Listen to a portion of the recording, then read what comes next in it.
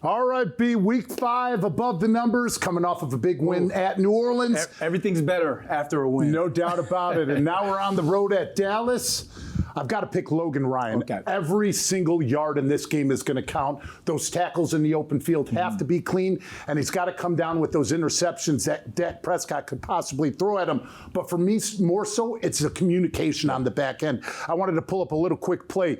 The second quarter touchdown to Blake Jarwin was run out of a 2-by-2. Okay. Now, Kellen Moore, their offensive coordinator, doesn't want to complicate you with a ton of motions and stems, but what does he do? He identifies that it's man and not zone by motioning Jarwin to the inside. You know, those corners don't bump over so that they're man.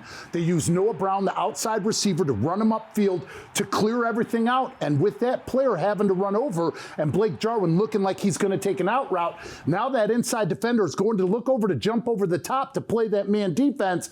But Blake Jarwin takes it back inside, clear touchdown. Those are the ways that they out leverage defense, and Logan Ryan has to communicate when those happen. Diehl, you just gave us a lot. So the communication definitely has to be there. And you mentioned running the alley, playing downhill, Yes. making those tackles, but also off that run action, play action, playing the center field position to help over the top to his cornerbacks. Who you got? All right, here we go. Mr.